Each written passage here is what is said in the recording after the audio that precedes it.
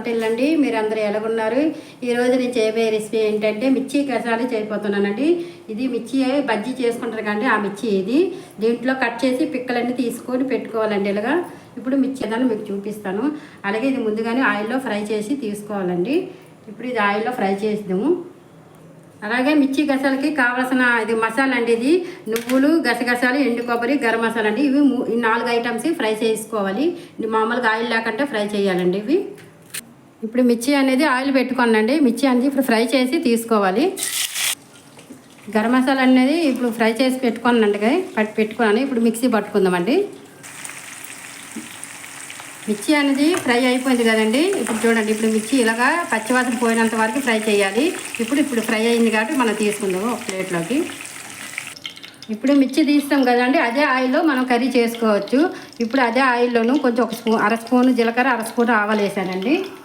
మిర్చి కొంచెం అంతా కరివేపాకండి. అలాగే కొంచెం ఆనియన్ అండి, చిన్నగా కట్ చేసుకున్న ఆనియన్ ఫ్రై అయ్యింది కదండి. ఇప్పుడు అల్లం వెల్లుల్లి పేస్ట్ వేసుకుందాము.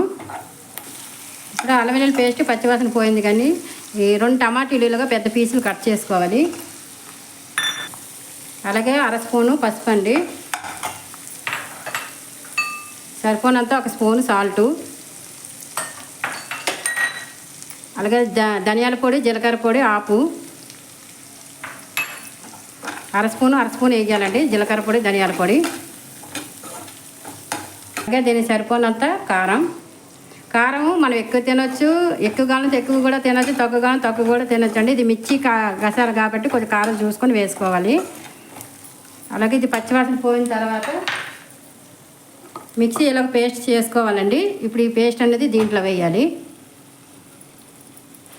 పచ్చివాసన పోయినంత వరకు కొంచెం ఫ్రై చేద్దాము. గరం మసాలా అంతా ఈ మసాలా అనేది ఆయిల్ వచ్చినంత వరకు ఫ్రై చేయాలండి. ఇలాగ ఆయిల్ రావాలి.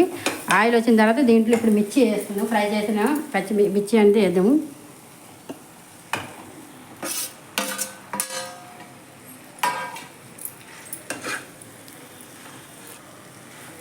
మసాలా అనేది మంచిగా కలిసేటట్టు కలుపుకుందాము.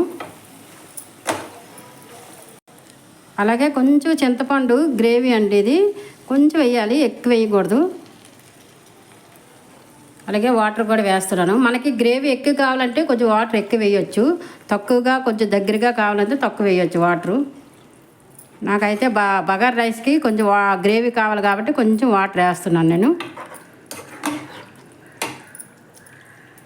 చూడండి, మిర్చి గసాలు అయితే రెడీ అయిపోయింది. ఇప్పుడు కర్రీ అయితే అయిపోయింది. ఇలాగ ఆయిల్ పైకి వచ్చినంత వరకు బాయిల్ చేయాలండి మిర్చి గసాలు. ఇప్పుడు కొత్తిమీర వేసుకొని ఆఫ్ చేసుకుందాము. అలాగే ఈ రెసిపీ మీకు నచ్చినట్టయితే లైక్ చేయండి, షేర్ చేయండి, సబ్స్క్రైబ్ చేసుకోండి. Thank you.